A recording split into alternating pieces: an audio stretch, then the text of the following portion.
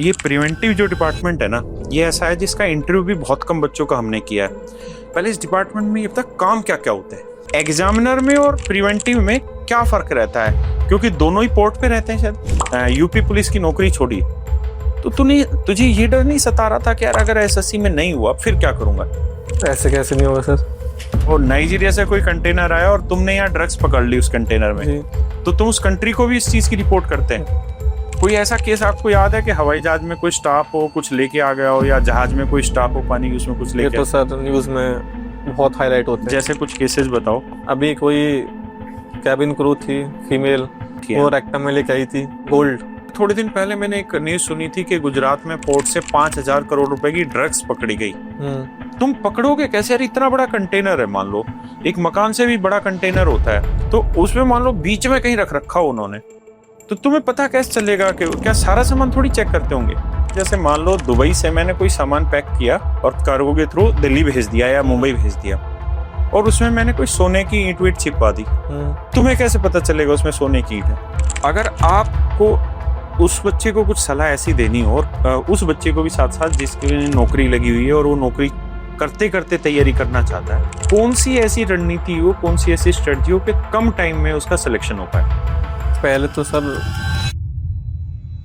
मेरे प्यारे बच्चों, आप सभी को नमस्कार। आपने बहुत बार ये सुना होगा कि वर्दी आदमी की पर्सनैलिटी में 4 चांद लगा देती है, लेकिन अगर मेरे बच्चों मैं ये कहूं कि आदमी की पर्सनैलिटी वर्दी की पर्सनैलिटी में 4 चांद लगा देती है, तो आप विश्वास नहीं मानेंगे। आपके सामने ये जो फोटो आ रहा है, इस फोटो को ध्यान से देखिए।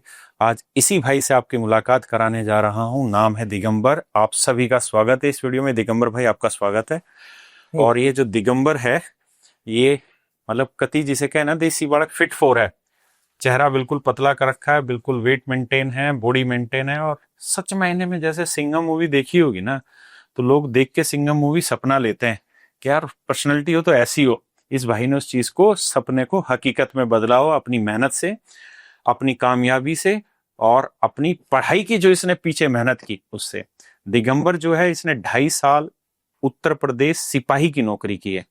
जैसे ही इसने 12वीं पास की, उसके बाद इसने यूपी पुलिस का फॉर्म भर दिया और 2.5 साल इसने उसमें नौकरी की। 2.5 साल नौकरी करते करते इसने अपनी तैयारी भी जारी रखी, क्योंकि इसकी उड़ान बहुत बड़ी थी, इसको बहुत दूर जाना था, बहुत ऊंचा उड़ना था। इसने एसएससी सीजीएल क्रैक किया और आज के समय में ये प्रिवेंटिव एवं कस्टम इंस्पेक्टर है मुंबई में, और 2023 बैच में दिगंबर की ज्वाइनिंग हुई है। तो दिगंबर, सबसे पहले तो यार ये प्रिवेंटिव जो डिपार्टमेंट है ना, ये ऐसा है जिसका इंटरव्यू भी बहुत कम बच्चों का हमने किया है। पहले इस डिपार्टमेंट में अब तक काम क्या क्या होते हैं? सर बेसिकली ये होता है मेनली ट्रेड फैसिलिटेट करना। पहले क्या था सर, इन 90s, और ट्रेड समुद्र वाला या ये जो एयरपोर्ट वाला, वो भी तुम ही देखते हो? बोथ, दोनों सर। जितना भी ट्रेड इंपोर्ट एक्सपोर्ट होता है विद इन अ कंट्री या आउटसाइड द कंट्री, ये सब कस्टम दिखता है। तो इसमें क्या होता है सर, बेसिकली पोर्ट, जैसे कोई सामान है जो खराब नहीं होना है, कोई लिमिट नहीं है, आराम से, फॉर एग्जांपल दाना हो गया प्लास्टिक का, फैब्रिक हो गया, तो उनकी सर कोई लिमिट नहीं होती खराब होने की, तो ये सर आते हैं शिप से, वेसल्स से। अच्छा। और कुछ ऐसा सामान जिसकी लिमिट है कि हाँ विद इन आवर्स या विद इन 2, जैसे कुछ दवाइयां हो गई, हाँ, जो खराब हो जाएंगी, तो बेसिकली मेडिसिन जाती है फ्लाइट से। Yes sir. तो तुम एक एक फ्लाइट में एक एक सामान को चेक करते हो? एक एक को तो नहीं कर सकते सर, एक सिस्टम है आरएमएस, मतलब रिस्क मैनेजमेंट सिस्टम। उसमें क्या रहता है और कैसे चेक करते हो, बताना। तो सिस्टम होता है सर आरएमएस सिस्टम। तो सिस्टम क्या करता है, प्रोफाइल चेक करता है ट्रेडर की। फॉर एग्जांपल टाटा है, बहुत पुरानी कंपनी है, ट्रस्ट कर सकता हूँ उस पर, कभी कोई दिक्कत नहीं आई उसमें, तो हम उसको क्या करते हैं, क्लीन चिट दे देता है सिस्टम कि इसका सामान चेक ही नहीं होना है।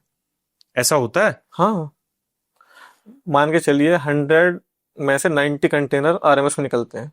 अच्छा, जिनके बारे में पता होता है कि ऑथेंटिक कंपनी है, तो ये गलत काम नहीं प्रोफाइलिंग करके कभी कोई केस सामने नहीं आया, कभी कुछ नहीं किया, ड्यूटीज भी टाइम पे भरते हैं, और बड़ी पार्टीज हैं, तो उनका आरएमएस में निकल जाता है। क्योंकि सर ट्रेड इतना ज्यादा है, हमें ट्रेड रोकना भी है, हमें ट्रेड चलने भी देना है, और स्मगलिंग भी रोकनी है। तो दोनों काम, क्योंकि मैं भी ये सोचता था कि यार इतने बड़े बड़े जहाज आते हैं, तो तुम कैसे एक एक चीज को, एक एक कंटेनर को कैसे चेक कर पाओगे? बड़ा मुश्किल है। एक्सपोर्ट में मोस्टली चेक होते हैं बट इम्पोर्ट में 10% ही चेक होते हैं, जो सिस्टम बताता है। इंपोर्ट यानी जो बाहर से हमारे देश में आ रहा है उसको कम चेक करते हो, लेकिन जो हमारे देश से बाहर जा रहा है उसको सब चेक करते हैं। उसमें रेपुटेशन है ना सर कंट्री की, कुछ खराब ऐसे चला गया, इलीगल चला गया तो कंट्री रेपुटेशन दांव पे लग जाएगी। अच्छा, तो मुझे इसमें ये बताना कि मान लो कोई कंटेनर आया जी, और मान लेते हैं कि नाइजीरिया से कोई कंटेनर आया जी, तो नाइजीरिया से कोई कंटेनर आया और तुमने यहाँ ड्रग्स पकड़ ली उस कंटेनर में, जी, तो तुम उस कंट्री को भी इस चीज की रिपोर्ट करते हैं? जी, हाँ, ऑब्वियस। और उस कंट्री की कोई रैंकिंग वैंकिंग होती है जिससे कुछ इम्पैक्ट आता है, या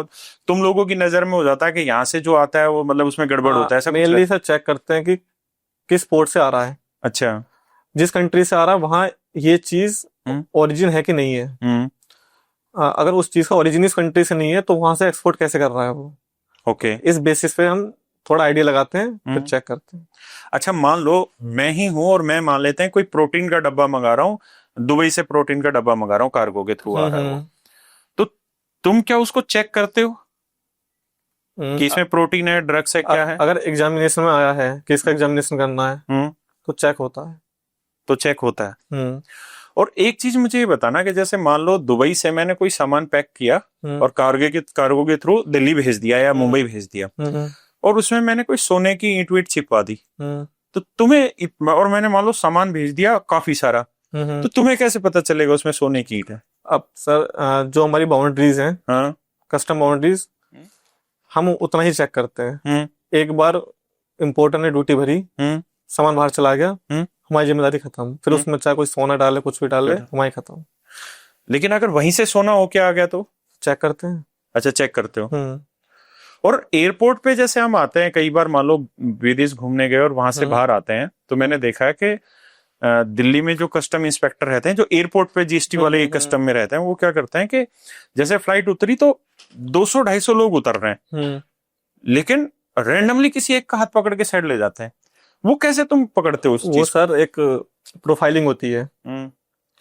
फॉर एग्जाम्पल कोई स्मगलिंग कर रहा है, बड़ा आदमी करेगा, कभी खुद नहीं करेगा, दूसरे को लगाएगा, बंदे लगाएगा, क्योंकि अकेला आदमी स्मगलिंग करेगा, कम मार्जिन आएगा, तो उसको ज्यादा मार्जिन चाहिए।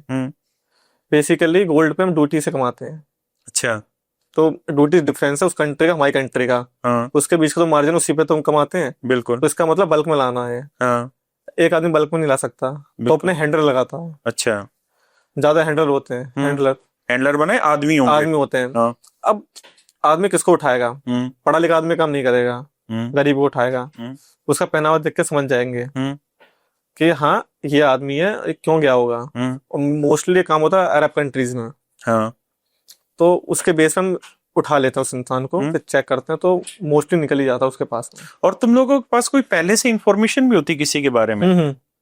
अच्छा, पहले से इंटेल आ जाती है कि इस फ्लाइट में ऐसे आ रहा है रैंडमली, तो चेक कर लेते हैं। और वो इन्फॉर्मेशन, वैसे पता नहीं मुझे पूछना चाहिए कि नहीं, लेकिन वो इन्फॉर्मेशन तुम्हारे पास आती किस सोर्स से है?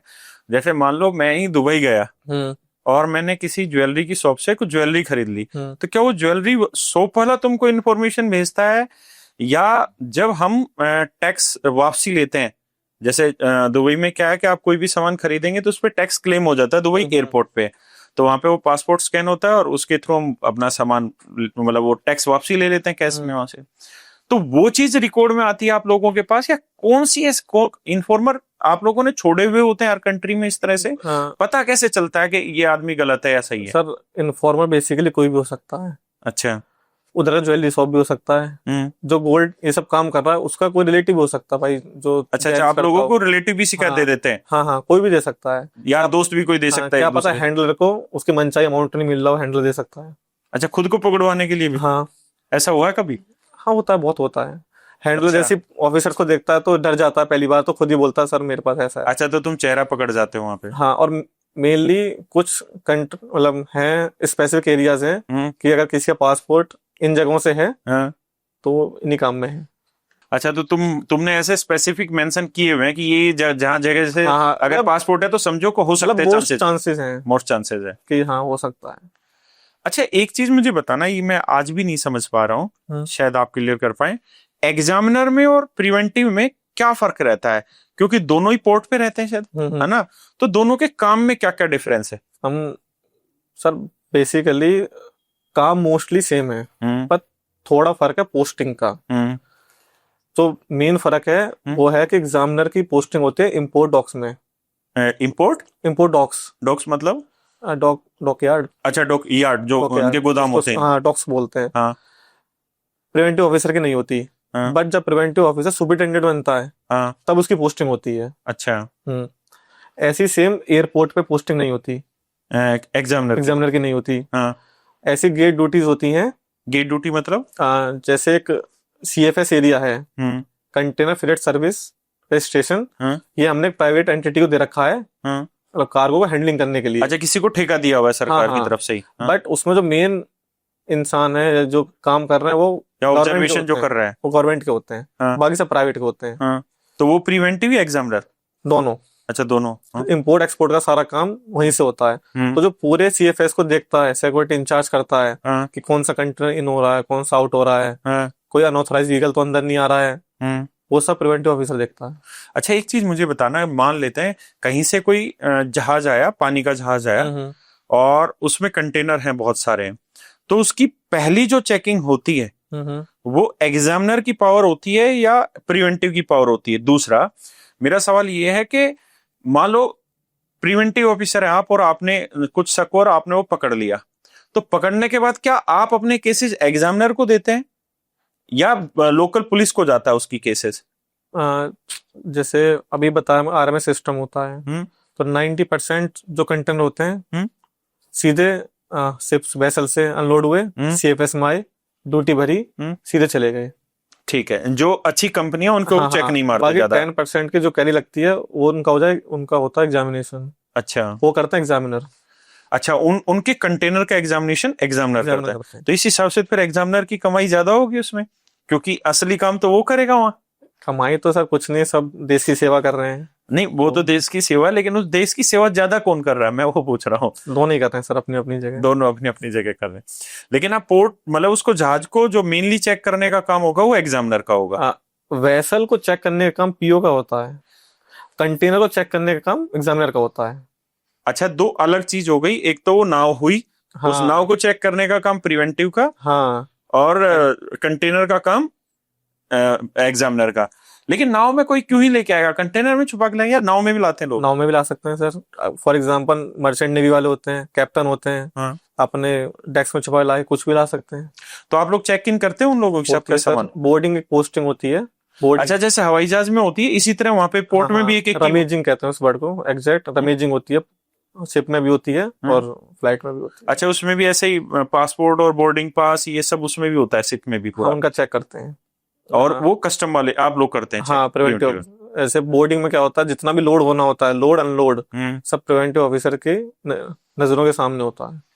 और अगर मान लीजिए कोई आदमी है और वो कोई ऐसा केस आपको याद है कि हवाई जहाज में कोई स्टाफ हो कुछ लेके आ गया हो, या जहाज में कोई स्टाफ हो पानी की उसमें कुछ लेके? ये तो सर न्यूज में बहुत हाईलाइट होते हैं। जैसे कुछ केसेस बताओ, जैसे किसी भी आपके यार दोस्त ने, अपना नाम ना बता के, किसी भी यार दोस्त ने या सीनियर ने पकड़ा हो। अभी कोई कैबिन क्रू थी फीमेल, हवाई जहाज क्या पानी वाले जहाज? नहीं, फ्लाइट। अच्छा, फ्लाइट की। वो रेक्टम में लेके आई थी। क्या लेके आई थी? रेक्टम में गोल्ड।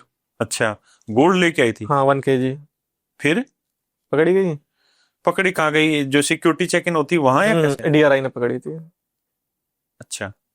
और जैसे एक फ्लाइट अटेंडेंट था, तो वो हाथ में बांध के लाया था। अच्छा, रिस्ट में अपनी। हाँ, तो ऐसे करते हैं मतलब। अच्छा, तो ऊपर से सर्ट वर्ट लगा लिया होगा उसको लगा नहीं होती होगी चेकिंग, बट हो गया चेकिंग। लेकिन जैसे अगर कोई आदमी आ रहा है फ्लाइट से, मान लो मैं ही आ रहा हूँ, किसी भी कंट्री से आ रहा हूँ, मान लेते हैं इंग्लैंड से आने लग रहा हूँ मैं, तो मेरी कोई सिक्योरिटी चेक इन तो होती ही नहीं है। जब उतरते हैं तो भाई पासपोर्ट चेक हुआ, फोटो खींची और हम बाहर हो गए, तो हमारी वैसे तो कोई चेकिंग करता नहीं कि हम मेटल डिटेक्टर शो के गुजरे या इस तरह, या लगे रहते हैं कुछ हिडन जिससे पता चलता रहता है? जब आप एंट्री करते हैं तब तो लगे रहते हैं, हॉल पे होते हैं। हाँ, प्राइवेट कपड़ों में रहता है कस्टम। अच्छा, रहता है प्राइवेट कपड़ों में। AIU, अच्छा, वो करते रहते हैं एयरपोर्ट इंटेलिजेंस यूनिट, उनका काम ही यही है। वो कहीं भी जा सकते हैं, किसी को भी उठा सकते हैं। अच्छा, वो देखते रहते हैं, उनकी नजर रहती है? उनकी नजर रहती है। एक होता है यूनिफॉर्म में, यूनिफॉर्म बैच कहते हैं। एक होता है AIU, वो प्राइवेट में रहते हैं। समझ गया। अच्छा, तुम्हारा अधिकार क्षेत्र ऐसा तो नहीं होगा ना कि जैसे मान लो कोई सामान आया और सामान तुम्हारे यहाँ से निकल के चला गया पार्टी के घर पे या उसके गोदाम पे, तो वहां तो तुम लोग रेड नहीं मार सकते ना गोदाम में, प्रिवेंटिव वाले? नहीं, वहां हम नहीं मार सकते, डीआरआई मार सकती है। और डीआरआई जीएसटी की यूनिट हुई या डीआरआई में सब आते हैं? डीआरआई यूनिट है सर सीबीआईसी की, रेवेन्यू डिपार्टमेंट की, तो उसमें दोनों आते हैं, कस्टम वाले भी, जीएसटी वाले भी। मेनली कस्टम वाले ज्यादा उठाए जाते हैं। अच्छा, क्योंकि काम ही उनका वही है, स्मगलिंग, रेडिंग। अच्छा, वो डीआरआई उठाती है फिर वहां से। हाँ हाँ। आप लोगों का काम मतलब एयरपोर्ट तक और उनके यार्ड तक ही रहता है, सीपी यार्ड तक ही रहता है, उससे बाहर नहीं? नहीं। और एग्जाम जो मान लेते हैं कि कोई नाव चलने लग रही है, जैसे हमने फिल्मों में देखा है कि समुद्र और समुद्र में कोई नाव जाने लग रही है, तो बीच में पुलिस आती है या कोई कस्टम के आते हैं और वो नाव को रुकवाते हैं वहीं पानी में और वहीं चेक करते हैं। तो ऐसा होता है या आप लोग जब पोर्ट पे पहुंच जाती है नाव तभी चेक करते हैं, बीच में भी कोई ऐसा जाता है? वो सर R&I वाले होते हैं। R&D मतलब रिसर्च एंड इंटेलिजेंस। अच्छा, इन्वेस्टिगेशन। वो डिपार्टमेंट क्या रहता है? वो अलग ही डिपार्टमेंट होता है? वो कस्टम का ही है, वो कस्टम की एक अलग पोस्टिंग है। अच्छा, रहेंगे तुम ही लोग कस्टम वाले इंस्पेक्टर ही, लेकिन अलग 2 साल की पोस्टिंग अलग होती है सर। अच्छा, वो कहीं पे भी जाके चेक कर लेते हैं अंदर? उसका सबसे ज्यादा एरिया होता है। सबसे ज्यादा एरिया होता है, वो किसी भी जोन में चेक कर सकते हैं। जैसे हमारे जोन है ना, जोन 1, जोन 2, वो मतलब जितना शिप समुद्र का एरिया, पेट्रोलिंग वगैरह सब उसके पास होता है, वो कुछ भी चेक कर सकता है, वेदर वेसल भी। अच्छा, और जो प्राइवेट घूमते रहते हैं ना, फिशरी वगैरह करते हैं, उनको भी चेक कर सकते हैं। अच्छा, जो प्राइवेट फिशरिंग वगैरह करे उनको फिर चेक करने का क्या, उनसे क्या ही मिलेगा? क्या पता वो भी स्मगलिंग कर रहे हो, वेसल में से उतार के सामान। अच्छा, रास्ते में नाव से निकाला और वो कर दिया। वही। हाँ, क्योंकि इतना बड़ा समुद्र है, वेसल में से तेल चोरी कर रहे हो, कुछ भी कर सकते हैं। मेरी एक्टिविटी है, वो आप लोग चेक करते हैं। तो 26/11 का अटैक हुआ था, हाँ, इन्हीं के थ्रू आता, मैंने मूवी देखी थी। बिल्कुल। तो ट्रेड के साथ साथ हमें इंटरनल सिक्योरिटी भी देखनी पड़ती है कंट्री की। तो अभी जब आप एयरपोर्ट पे रहते हो तो आप लोगों को तो बड़े यार ये फिल्म स्टार सेलिब्रिटी मिलते होंगे। हाँ। तो कौन कौन आज तक फेमस है जिसको देखा है? मेरी तो सर पोस्टिंग पोर्ट पे है, बट तो मेरे साथ वाले हैं, ऋतिक रोशन, जैकलीन, अच्छा, सब, करीना कपूर, सैफ अली खान, सब दिखते रहते हैं सब। तो उनके साथ तो सेल्फी वेल्फी कराते होंगे तुम लोग? हाँ, आराम से। और पोर्ट पे तो कोई भी नहीं मिलता होगा? पोर्ट पे कोई नहीं। और जो ये क्रूज जाते हैं जिसमें आदमी बैठ के जाते हैं, बहुत सारे आदमी बैठते हैं, ये भी आप लोग कस्टम के थ्रू चेक करते हैं इनको? नहीं, क्रूज तो सर अगर इंटरनल है, विद इन अ कंट्री, तो क्या ही मतलब चेक करने का। जैसे शायद मैंने सुना था कि मुंबई से एक क्रूज चलता है गोवा के लिए। हाँ, और फिर मालदीव भी जाता है वही शायद। अगर आउटसाइड द कंट्री जा रहा है तो चेक होगा, तो फिर पूरा चेक होगा, फिर एक पैसेंजर भी चेक होगा एयरपोर्ट की तरह, पूरा सेम है फ्लाइट में। कोई फ्लाइट अगर फॉरेन से आ रही है, फॉर एग्जाम्पल कहीं दुबई से मुंबई आई, फिर मुंबई से दिल्ली गई, तो दिल्ली में भी चेक होगी। अच्छा, एक चीज मुझे बताना, जैसे जीएसटी इंस्पेक्टर होता है तो उसके लिए जरूरी नहीं होती कि वो वर्दी पहन भी लेता है, नहीं भी पहनता, तो क्या आप लोग जो कस्टम और प्रिवेंटिव इंस्पेक्टर होते हैं, क्या आप लोगों के लिए कंपलसरी होता है वर्दी पहनना? सर डिपेंड करता है पोस्टिंग पे। अच्छा, जैसे अगर हमारी पोस्टिंग सेक्शंस में है तो नहीं, जरूरी नहीं है कि हम यूनिफॉर्म कैरी करें। सेक्शन मतलब ऑफिस जॉब है? हाँ, वहाँ हम और एग्जामिनर साथ में काम करते हैं। अच्छा, एग्जामिनर और प्रिवेंटिव साथ में काम करते हैं। खाली कुछ पोस्टिंग है, जैसे बताया था इंपोर्ट डॉक्स, उधर पीओ नहीं होते बट सुपरिटेंडेंट होते हैं। अच्छा, बाकी सब जगह साथ में काम करते हैं। और एयरपोर्ट पे यूनिफॉर्म बैच में कंपलसरी है। अच्छा, एयरपोर्ट पे कंपलसरी है। वहाँ सर थोड़ा चेंज होता है यूनिफॉर्म में। जैसे पोर्ट पे हम कैरी करते हैं ब्लैक शूज, बट एयरपोर्ट पे हमें व्हाइट शूज पहनने होते हैं। अभी भी तूने ब्लैक शूज पहने हुए हैं? मैं पोर्ट पे हूँ ना। पोर्ट पे अगर एयरपोर्ट पे होंगे तो व्हाइट शूज। और ये तो बैच है ना। हाँ, ये तो बैकग्राउंड ब्लैक का है। हाँ, तो ब्लू का हो जाता है। ब्लू का तो यार फिर एयरफोर्स का जैसा हो जाता है, एयरफोर्स का भी तो ब्लू ही रहता है। हाँ, बट थोड़ा ये बैचेस का फर्क होता है ना। इंडिया में ऐसी मतलब मुझे नहीं लगता कोई और जॉब है ग्रुप बी की जो अशोक एम्बलम देती हो शोल्डर पे। हाँ, मैं इसी के बारे में सवाल पूछने वाला था। देखने में भी मतलब जैसे हम तो जानते हैं प्रिवेंटिव को, लेकिन नहीं जानने वाले को तो ये लगेगा बहुत बड़ी पोस्ट होगी, क्योंकि अशोक स्तंभ मिलता नहीं है, जीएसटी इंस्पेक्टर को नहीं मिलता, 3 स्टार मिल जाते हैं, है ना। यहाँ तक कि दिल्ली पुलिस में जो दानिश लगते हैं उनको नहीं मिलता ये, तो ये बड़ी वैल्यू है यार, बहुत, है ना। और ये तो सच में प्राउड मोमेंट, जिम्मेदारी बहुत होती है भारत सरकार का, मतलब ये लोगो लगना अपने आप में बड़ी चीज है। अच्छा, एक चीज मुझे फिर से जवाब देना, मैं फिर से वहीं पे घुमा के लाता हूँ। कुछ साल पहले का मुझे पता है, कुछ साल पहले क्या रहते थे, बच्चे एग्जामिनर को प्रीफरेंस पहले दिया करते थे, कस्टम को बाद में डालते थे। वो कारण पता क्या है? क्योंकि दोनों ने ही साउथ में रहना है लगभग लगभग, जैसे आप भी महाराष्ट्र में हो और एग्जामिनर भी महाराष्ट्र में होगा, लेकिन एग्जामिनर प्रीफरेंस पहले क्यों डालते थे? मेरे ख्याल से हो सकता है कि उनको डेस्क जॉब ज्यादा पसंद हो। एग्जामिनर डेस्क जॉब है? अच्छा। प्रिवेंटिव नाइट ड्यूटी भी करता है। अच्छा, एयरपोर्ट पे? एयरपोर्ट पे भी, क्योंकि फ्लाइट आएगी तो नाइट पोर्ट पे भी नाइट ड्यूटीज लग जाती हैं। बिल्कुल। एग्जामिनर की नाइट ड्यूटीज नहीं होती हैं। हाँ। यूनिफॉर्म भी नहीं होती है। हाँ। किसी को यूनिफॉर्म पसंद है, किसी को नहीं है। तो बेसिकली ये रीजन हो। अच्छा, एग्जामिनर की यूनिफॉर्म नहीं होती? नहीं होती, ओनली फॉर्मल्स ऑफिस में। फॉर्मल्स में रहता है। अच्छा, ये कारण भी हो सकता है। अच्छा, एक चीज मुझे ये बताना कि जो एग्जामिनर होता है उसके पास मतलब पावर ज्यादा होती है कि प्रिवेंटिव से? ज्यादा तो नहीं कह सकते। अगर हम कंपैरिजन करें एग्जामिनर और प्रिवेंटिव का, प्रिवेंटिव की पोस्टिंग ज्यादा अच्छी है। जैसे इन टर्म्स ऑफ एक्सपोजर। अच्छा, एक्सपोजर, लाइक एयरपोर्ट, इन सब में पावर ज्यादा है थोड़ा। वहीं अगर एग्जामिनर प्रमोशन लेता है अप्रेजर, प्रिवेंटिव लेता है सुपरिटेंडेंट, तो उस केस में अप्रेजर ज्यादा अच्छी पोस्टिंग है उसकी। अच्छा, in terms of superintendent appraisal ज्यादा बड़ी वैल्यू रखता है। हाँ, पोस्टिंग अच्छी होती है थोड़ा, मतलब। अच्छा, पोस्टिंग अच्छी होती है। अच्छा, एक चीज मुझे बताना कि जैसे प्रिवेंटिव और कस्टम हम बोलते हैं, तो ये प्रिवेंटिव ऑफिसर, कस्टम ऑफिसर, ये एक ही चीज हुई या अलग अलग हुआ? ये कस्टम सर डिपार्टमेंट है, प्रिवेंटिव कैडर है।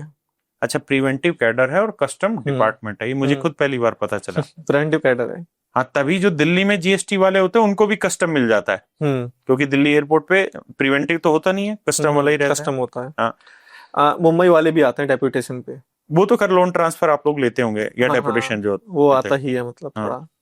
लेकिन जो दिल्ली में जीएसटी है वो भी तो व्हाइट यूनिफॉर्म पहनेगा एयरपोर्ट पे? हाँ, व्हाइट यूनिफॉर्म पहनेगा। अच्छा, और प्रमोशन चांसेस इस समय करंट सिचुएशन में अगर हम बात करें तो प्रिवेंटिव के ज्यादा हैं या एग्जामिनर के ज्यादा? प्रिवेंटिव फास्ट है। कैसे? 4 to 5 years में सुपरिटेंडेंट बन जाएंगे। हाँ, प्रिवेंटिव बन रहे हैं। अभी का सिनेरियो बताता हूँ सर आपको। 2017 के अब बनने वाले हैं अप्रेजर। हाँ, वो जो मैं गौरव यादव बता रहा हूँ वो प्रिवेंटिव था, 2017 में हुआ था ज्वाइनिंग, और 2020 में उसको सुपरिटेंडेंट बन गया। अभी 2017 के बनने वाले हैं अप्रेजर। वहीं 2019 बन चुका है सुपरिटेंडेंट। अच्छा, तुम्हारे वाले में सुपरिटेंडेंट 2019 का बन चुके हैं। तो ये बच्चों बड़ी खबर है कि एग्जामिनर और प्रिवेंटिव में अगर हम बात करें तो प्रमोशन वाइज रियली प्रिवेंटिव ज्यादा बेटर है, और पर्सनैलिटी वाइज भी प्रिवेंटिव ज्यादा बेटर हो जाता है। उसका कारण यही है कि एक यूनिफॉर्म रहती है और आपको अपनी आईडी बताने की जरूरत नहीं होती, सामने वाला पहचान जाता है। लेकिन शायद ऐसा कहते हैं ऑफ द रिकॉर्ड के एग्जामिनर जो होता है, अभी का मुझे पता नहीं, कि पहले बहुत मतलब क्रीम पोस्टिंग रहती है एग्जामिनर की, कमाई अच्छी होती है। और कमाई तो देखो बच्चों हर एक डिपार्टमेंट में होती, करने वाला होना चाहिए, लेकिन सच बात यह कि करना ही क्यों, जब ईमानदारी से काम करने का मौका मिले तो वो कहते हैं ना कि आपको अगर 2 वक्त की अच्छी नींद चाहिए तो आपको ईमानदारी से और सुकून से काम करना पड़ेगा।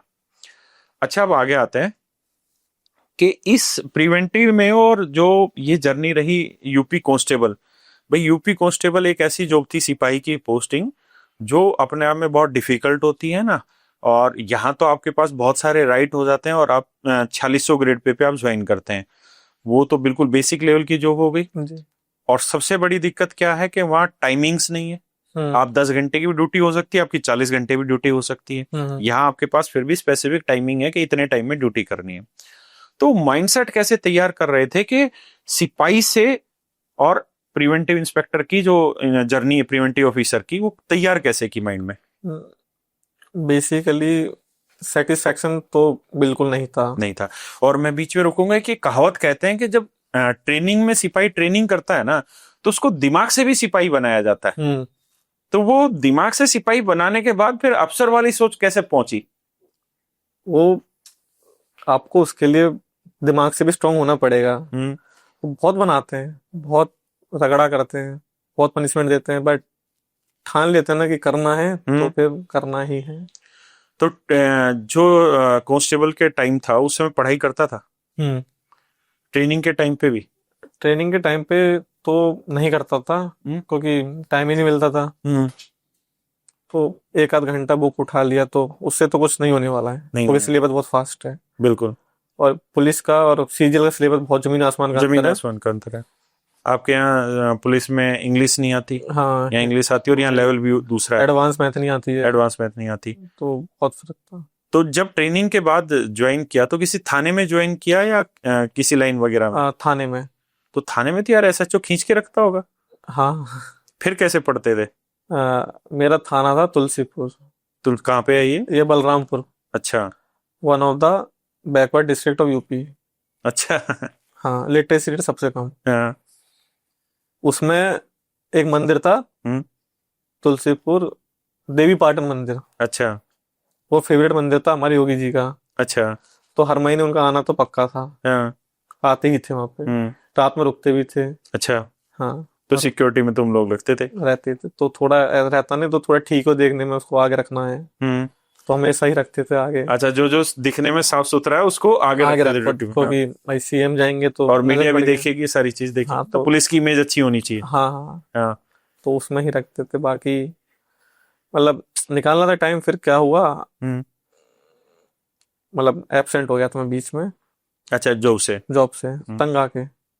और वो डिसीजन कैसे, मतलब सच में बड़ा मुश्किल होता है। कई बार कहते हैं कि सरकारी नौकरी ना आपके पाँव की बेड़ी भी है, चेन है, वो बांध लेती है, फिर आपको आगे बढ़ने भी नहीं देती। नहीं देती। और वो वहां सच में बहुत मुश्किल होता है कि वो डिसीजन लेना। और कई बार क्या होता है कि समाज खिलाफ होता है कि साले नौकरी लगी उसको क्यों खराब कर रहा है। हाँ, और उस समय आना और फिर उस काम को करना, वो बड़ा है। उस एक्सपीरियंस के बारे में कुछ बता सकता है? बता। हाँ, इसमें फैमिली का तो बहुत बड़ा रोल था, क्योंकि सपोर्ट में थे? बहुत बहुत सपोर्ट में थे। उन्होंने बोल दिया ठीक है, तुझको लग रहा है कि तू कर सकता है तो आजा घर।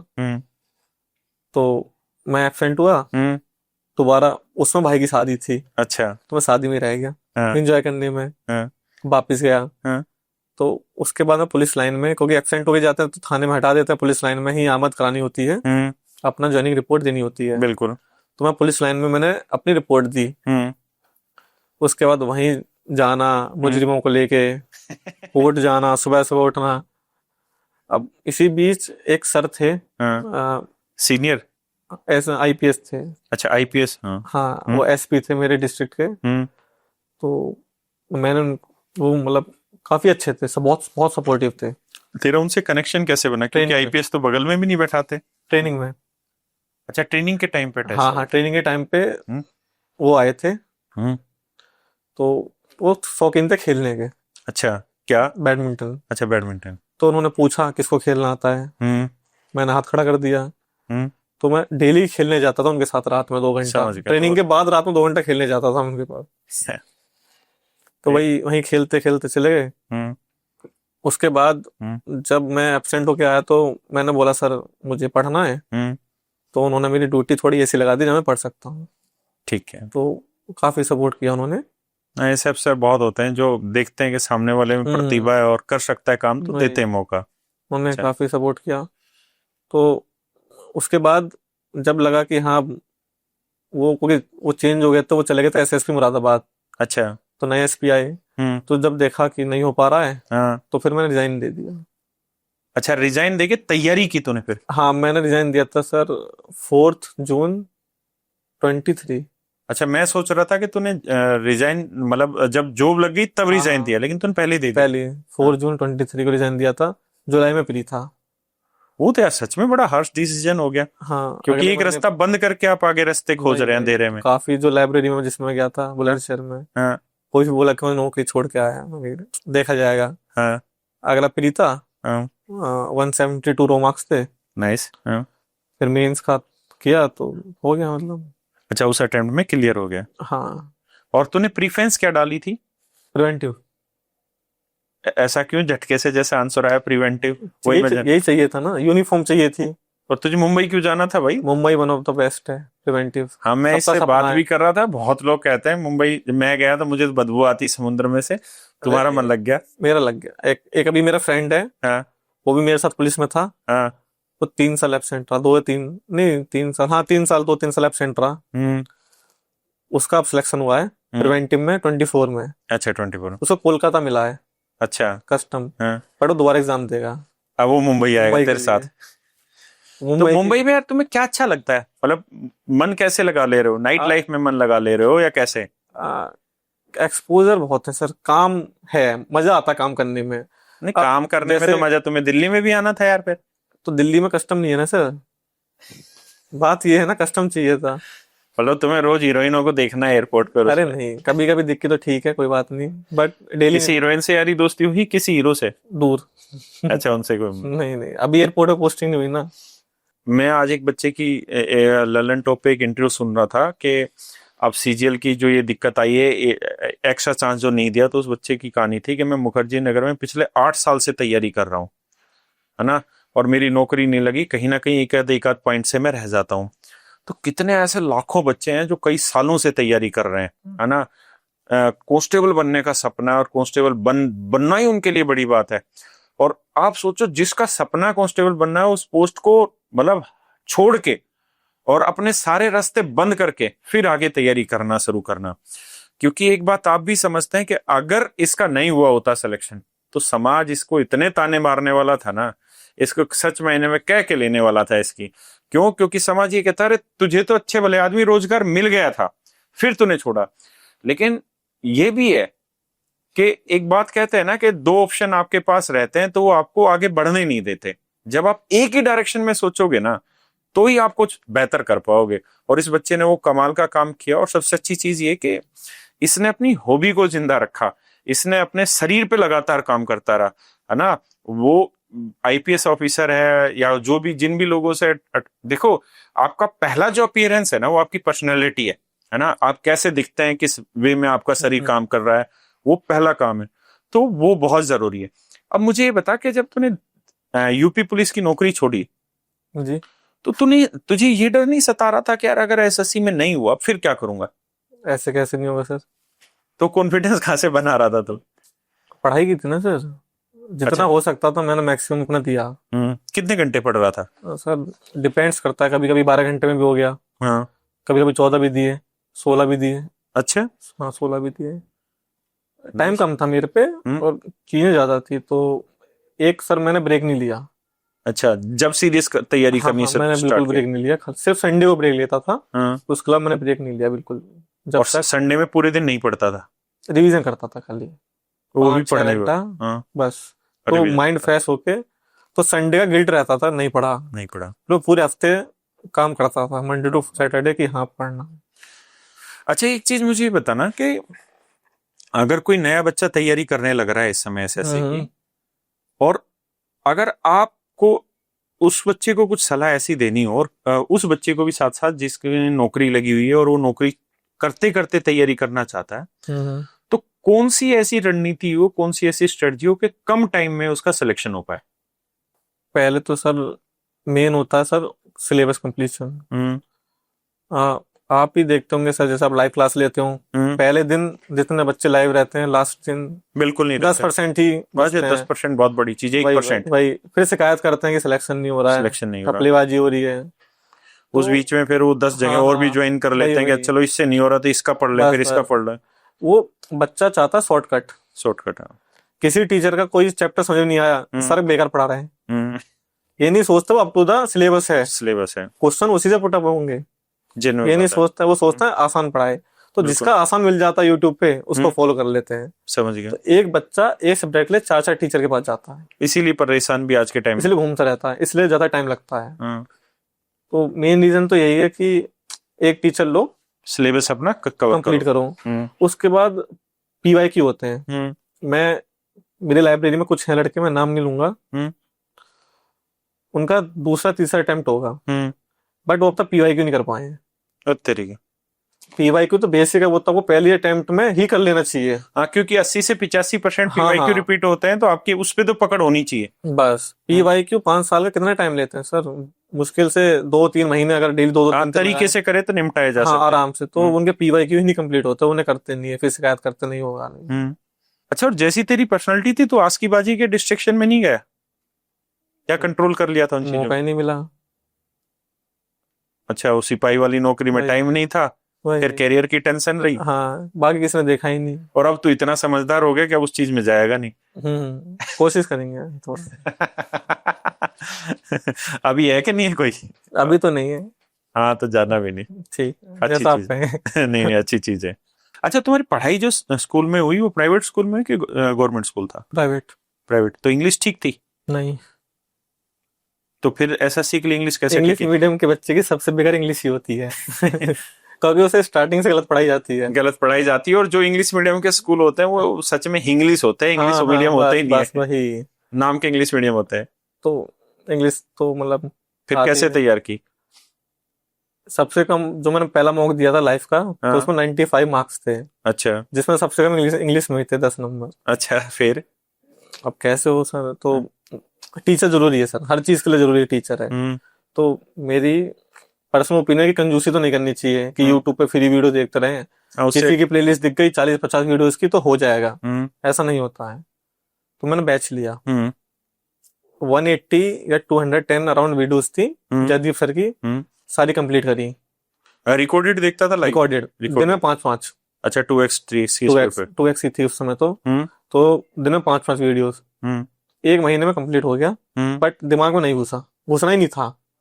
तूने कहाँ से बस घुसेगा? खत्म किया। हाँ, बट एक मेमोरी थी कि हाँ ये ऐसा होता है, पढ़ा था। उस मेमोरी को क्लियर करने के लिए मैंने लिया प्रैक्टिस बैच। जयदीप सर का ही? हाँ, हाँ। क्योंकि उधर वो लिंक हो जाएगा। तो लगातार 2-3 प्रैक्टिस बैच लिए, वो किए, बाकी प्रैक्टिस करी। तो और लास्ट में तेरा स्कोर क्या था, याद है कुछ इंग्लिश में?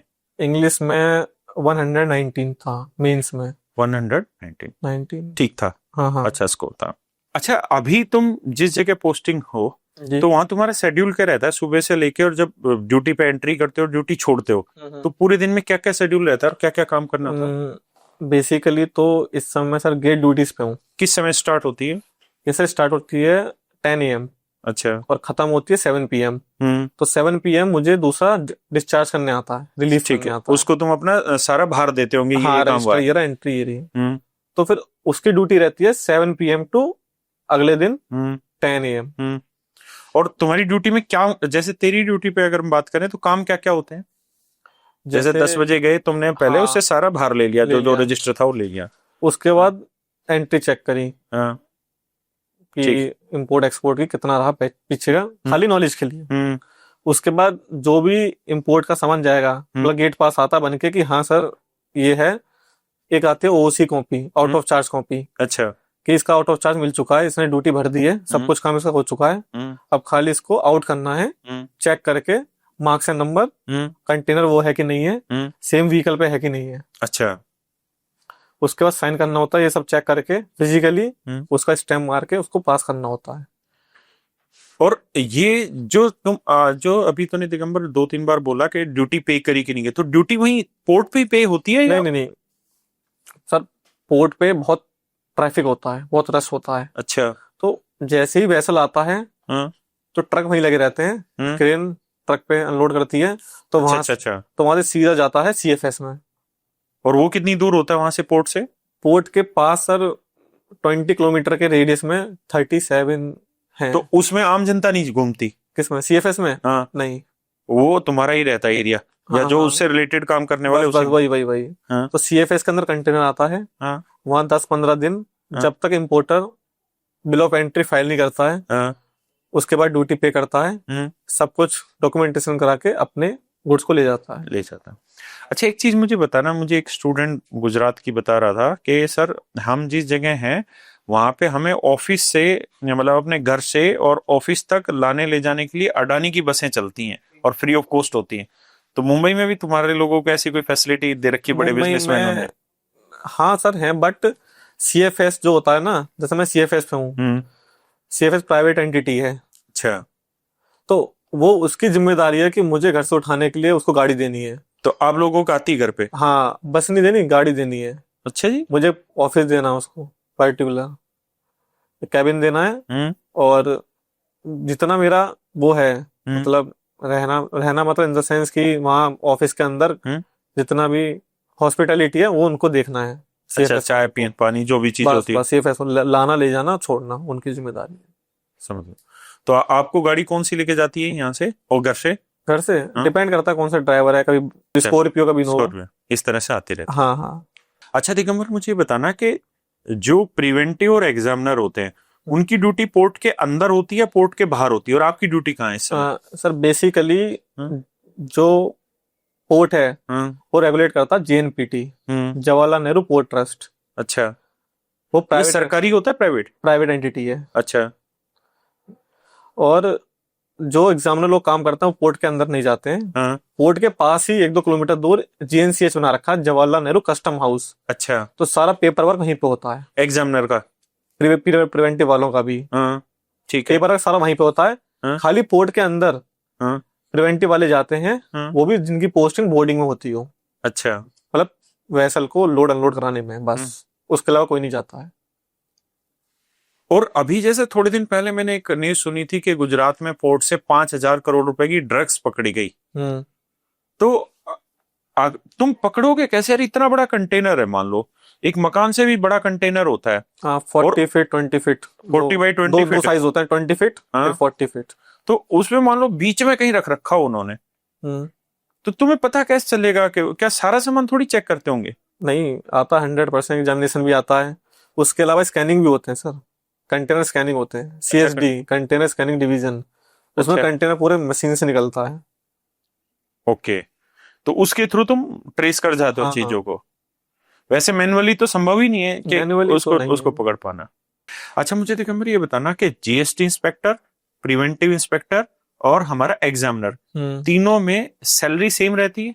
सैलरी सेम रहती है। और प्रमोशन किसके सबसे फास्ट इस समय? Preventive officer. उसके बाद एग्जामिनर और GST वालों का सेम से ही मुंबई में। हाँ, लेकिन जैसे दिल्ली है तो दिल्ली में तो 11 साल हो चुके हैं GST के। हाँ, बहुत लेट है। पर मुंबई में उसके हिसाब से कंपैरिजन थोड़ा ठीक है। हाँ, दिल्ली में बहुत लेट है।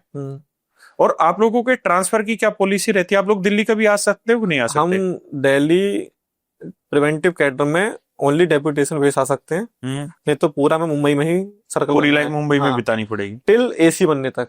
AC मतलब असिस्टेंट कमिश्नर ऑफ कस्टम्स। अच्छा, वो फिर IRS कैडर हो जाता है। हाँ, तो फिर उसमें हम GST में भी जा सकते हैं। अच्छा, उसमें इंटर ट्रांसफर होता रहेगा। हाँ, फिर हम GST की लॉबी हमारे लिए खुल जाती है, तो फिर हम GST में भी जा सकते हैं। और आप लोग जो रिपोर्ट करते हो वो आपका इमीडिएट बॉस कौन होता है? AC होता है या सुपरिटेंडेंट होता है जिसको आप रिपोर्ट करते हो? कोई भी चीज, कोई गड़बड़ आई, मान लेते हैं आपने कोई ड्रग्स पकड़ लिया, तो आप किसको बताओगे ये चीज सबसे पहले? जैसे इस समय मेरा जो रिपोर्टिंग ऑफिसर है वो है PSO। मतलब प्रिवेंटिव सेक्शन ऑफिसर। ये कौन सी पोस्ट हुई? ये ऑफिस होता है PSO जो रेगुलेट करता है पूरा प्रिवेंटिव सेक्शन। तो वहाँ सुपरिटेंडेंट होते हैं। अच्छा, उनको आप गेट पे कोई भी दिक्कत आएगी तो मैं PSO में बोलूंगा। समझ गया, रिपोर्ट करूंगा PSO को। मान ले यार दिगंबर, कोई कंपनी है, मान लेते हैं ABC कंपनी, और उसका सामान आया, उसने आपको कहा कि यार इस सामान को क्योंकि आपने ही चेक करना है, इसको आगे जाने दो, मैं आपको दुबई का पास बना देता हूँ, वीजा बनवा देता हूँ, आपका ये सब करवा देता हूँ, घूमो फिरो मौज लो। फिर भाई रिश्वत डायरेक्ट नहीं इनडायरेक्ट दे दी? नहीं मानेंगे। क्यों? ओथ ली थी ना सर। अबे तुम्हारे कौन सी वैसे तुम लोग घूमने जाते हो बाहर कभी विदेशों में, तो तुम्हारे ऊपर कोई नजर रहती सरकार की? हाँ सर, हम बिना इंटीमेशन के आउट ऑफ कंट्री नहीं जा सकते। तो अभी तक नहीं गया कहीं? अभी तक तो नहीं गया, पासपोर्ट ही नहीं बना, पासपोर्ट के लिए अप्लाई किया है। अच्छा, तो डिपार्टमेंट से हर बार जब भी बाहर जाओगे परमिशन लेनी पड़ेगी? पासपोर्ट के लिए विजिलेंस रिपोर्ट लगती है 3 जोन की, तो अच्छा, तभी पासपोर्ट भी बनेगा? हाँ, या तो जॉब से पहले बनवा लो, जॉब के बाद तो इंटीमेट करना पड़ता है। इंटीमेट करना पड़ेगा, बड़ा मुश्किल है उसमें तो। इंटीमेट करने के बाद फिर रिपोर्ट आती है, विजिलेंस रिपोर्ट। अच्छा, कि इसका मतलब क्लीन चिट है, पासपोर्ट बनना देना चाहिए। अच्छा, एक चीज और मुझे बताना कि जैसे IB वाले होते हैं, अभी IB में वैकेंसी आई हुई है, IB ACIO, तो मैंने देखा है कि एयरपोर्ट पे आप लोगों के पास फोन नहीं होता अलाउ। जैसे कस्टम में जो रहते हैं, मैंने दिल्ली देखा, उनके पास फोन अलाउ नहीं रहता, फोन नहीं रहता। लेकिन जो IB वाले बंदे होते हैं उनके पास फोन भी रहता है। मैं बात कर रहा हूँ जब आप एंट्री कर रहे हो एयरपोर्ट में और अंदर सिक्योरिटी चेक इन करा के आप बोर्डिंग स्टार्ट करने वाले हो, उस समय जब आपका वीजा वगैरह सारा वेरीफाई हो रहा होता है, कस्टम अधिकारी करता है उस समय, क्योंकि बहुत सारे बच्चे मिलते हैं सेल्फी लेते हैं, तो कहते हैं कि सर अपने फोन से ले लो और हमें इस नंबर पे भेज दो, हमारे पास फोन अलाउ नहीं होता वहाँ पे। कस्टम वाले? हाँ, कस्टम वाले जो बैठे रहते हैं। नहीं, मुंबई पे तो ऐसा नहीं। अच्छा, तो IB वाले जो लड़के रहते हैं उनके पास रहता है फोन, तो वो लोग हमारी हेल्प करते हैं कभी होता है। तो पोर्ट पे भी क्या IB वाले रहते हैं? नहीं। अच्छा, वहां पे नहीं। IB वाले तभी आएंगे जब कोई इंटेल आएगी उनके पास में। अच्छा, देश की इंटरनल सिक्योरिटी को रिलेटेड की कोई आर्म्स आ रहे हैं या कुछ एम्यूनेशन आ रहा है, कंट्री को थ्रेट है, तभी आएंगे, उसके अलावा नहीं आ सकते, वो भी विद परमिशन। हाँ, पोर्ट के अंदर ऐसी कोई नहीं घुस सकता उसकी बाउंड्री के अंदर। अच्छा, मुझे एक चीज बताना कि एक टाइम पे कितनी जहाजें खड़ी होती होंगी समुद्र में जो आप लोगों के पोर्ट पे? 7 से 8। 7 से 8। और सबसे जो पैसेंजर निकलते हैं, ऐसा भी तो हो सकता है कि आदमी भी तो आ जाएं उनके थ्रू? अरे नहीं, वो जैसे एयरपोर्ट पे होता है एक एक चीज पकड़ के ऐसे रहता है? तो उसी के लिए है ना सर, बोर्डिंग ऑफिस है, वो सब चेक करता है, CISF वाले हैं। अच्छा, वो CI सब रहता है इस पे भी अंदर? CISF पोर्ट पे रहता है, पोर्ट के एंट्रेंस पे रहता है। अच्छा, तो आदमियों का आना जाना वही एयरपोर्ट वाला ये CSF करता है? पूरा CFS करता है। ठीक ठीक ठीक। एक ये बताना कि जैसे यूपी सिपाही की तैयारी की होगी तो उस समय एक तो इंग्लिश नहीं आती थी, है ना, और दूसरा ये कि यूपी पुलिस में जो मैथ आता है वो बहुत हल्का था और केवल अरिथमेटिक वाला पोर्शन आता है, SSC में एडवांस वाला पोर्शन भी आता है। तो SSC की जब तैयारी की तो तुमने इस बारे में सोचा था कि मैंने अरिथमेटिक ही पढ़ा हुआ, एडवांस तो पढ़ा ही नहीं है? हाँ। तो कैसे उस चीज को तैयार करते थे? इसीलिए मैंने पहले एडवांस तैयार किया। अच्छा, जैसी नौकरी छोड़ी उसके बाद या नौकरी करते करते? नौकरी करते करते एडवांस। अच्छा, पहले एडवांस ही पकड़ा। हाँ, जो चीज टफ है पहले उसी को उठाओ। क्योंकि मैथ में मेरे मार्क्स भी कम थे 12th क्लास में, 100 में से 33 थे। क्यों भाई, प्राइवेट स्कूल में पढ़ रहे हो तुम तो? ऐसी थे। लेकिन यही हालात होती हैं हमारे यहाँ के प्राइवेट स्कूलों की, यही हालात है, नाम के प्राइवेट है बस, माँ बाप से पैसे लिए जाते हैं। 23 का मैथ का एग्जाम था, मेंस को थोड़ा टफ था, तो उसमें 90 में से 86 आए थे, वो अच्छा था। नाइस। तो देखो यार, एक चीज तो आप बच्चों ने समझी होगी कि अगर आप एक डायरेक्शन में मेहनत करनी स्टार्ट कर देते हो ना, तो जिनका मैथ भी कमजोर है वो 90 में से 86 नंबर ले आते हैं मीन्स में, वो बड़ी चीज है। और ऐसे बच्चों से आप सबको सीखना चाहिए कि अपने सपने के लिए कैसे लड़ा जाए लगातार। अगर मौका आया सरकारी नौकरी का तो उसको छोड़ के, यूपी पुलिस कांस्टेबल की नौकरी छोड़ के SSC की तैयारी में दिलो जान से लगना और फिर सिलेक्शन लेना, ये एक बहुत मतलब रोचक कहानी और बड़ी जबरदस्त चीज है। आप सबको इससे मोटिवेट होना चाहिए। दिगंबर, बच्चों को आखिरी में कुछ भी अगर कहना चाहता है तो अपनी तरफ से किसी भी चीज के ऊपर जो इनको मोटिवेट कर पाए। बेसिकली तो जो रिपीटर्स हैं मैं उनको बोलना चाहूंगा कि पहले आप सारी पोस्टों को एनालिसिस करिए कि आपको कैसी जॉब करनी है जो आपके लिए सुइटेबल हो, जो आप करना चाहें और लाइफ टाइम तक कर पाए, उस हिसाब से आप जॉब चुनिए। तो खामे का सीट तो मतलब वेस्ट नहीं करनी चाहिए। हाँ, और अगर आपको लगता है चलो एज अ सिक्योरिटी रख लेते हैं तब भी नहीं करनी चाहिए। और दूसरा, जो बहुत सालों से मेरे भाई बहन मतलब तैयारी करते आ रहे हैं, उनका नहीं हो रहा है, तो वो मतलब देखिए वो कमी कहाँ रह रही है आप में। कहीं ऐसा तो नहीं है कि आप रिजल्ट के बाद 1-2 महीने चिल करते हो, उसके बाद दोबारा पढ़ना शुरू करते हो तो फ्लो टूट जाता है, और दोबारा फ्लो बनने में वो काफी महीने ले लेता है। तो उस फ्लो को ब्रेक मत होने दीजिए, क्योंकि एक हफ्ते का ब्रेक कब 1 महीना 2 महीना चला जाता है वो पता नहीं चलेगा। दोबारा शुरू करने में वो 1 महीना वैसे खा जाएगा जहां से आपने छोड़ा था, तो वो मत ब्रेक आने दीजिए। बाकी 1 साल मैक्सिमम है क्रैक करने के लिए CGL को, अगर आपका सिलेबस और PYQ कंप्लीट है, और साथ में मॉक देते रहिए। सिलेबस कभी भी मेंस के ऊपर मत छोड़िए, प्री से 1 महीने पहले सिलेबस अपना कंप्लीट कर लीजिए PY के साथ।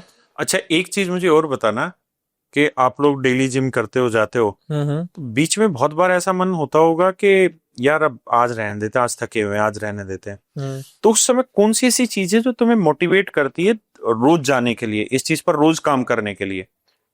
पहले तो यही है कि जो मेरा जिम पार्टनर्स है, मेरे रूममेट है, तो अगर मेरा मन नहीं कर रहा है तो उनका कर जाएगा, उनका नहीं कर रहा तो मेरा कर जाएगा, तो खींच के ले जाते हैं दूसरे को। यानी सही दोस्त होना जरूरी है। बस। तो जो तेरे साथ वाले थे एक आध सेलेक्ट हुए कि नहीं हुए?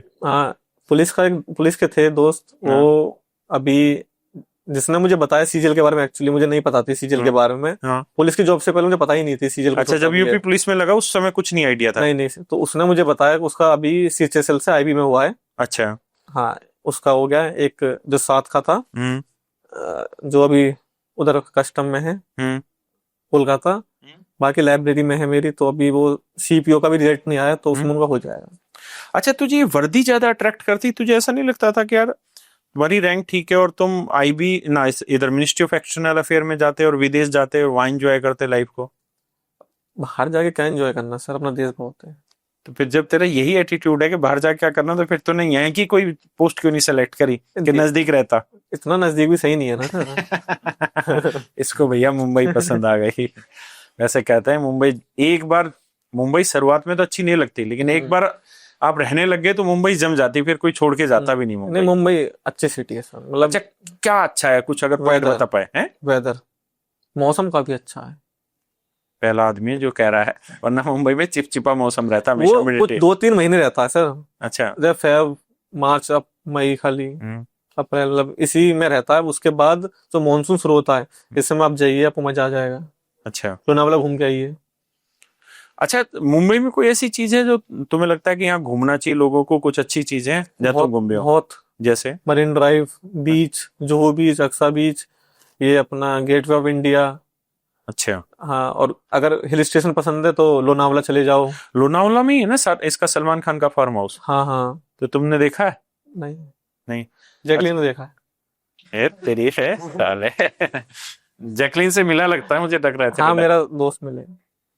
हाँ मतलब दोस्त, मतलब मैं समझ गया। तो अच्छी बातचीत है जैकलीन से। उनकी होगी, मेरी तो नहीं है।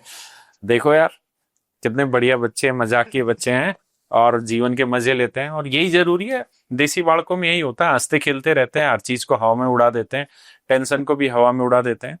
अदरवाइज ये जो समाज का ताना बाना है ना, देसी समाज का ताना बाना, वहां परिवार कभी अलाउ इस बात के लिए नहीं करेगा कि आप एक नौकरी छोड़ के और उससे परमानेंट रिजाइन करके दूसरी की तैयारी करना स्टार्ट करें। बहुत बड़ा रिस्क होता है एक फैमिली के लिए भी।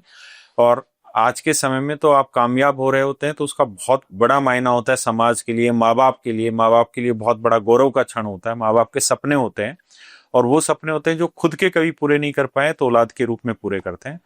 और एक बात हमेशा ध्यान रखिए, इस बच्चे की तरह, दिगंबर की तरह बिल्कुल जोली मूड में रहा करें, मस्त रहें, अपने शरीर पे ध्यान देते रहें। इस बच्चे का इतनी जल्दी सिलेक्शन इसलिए भी हो गया, जो मुझे लगता है कि ये फिजिकली फिट था।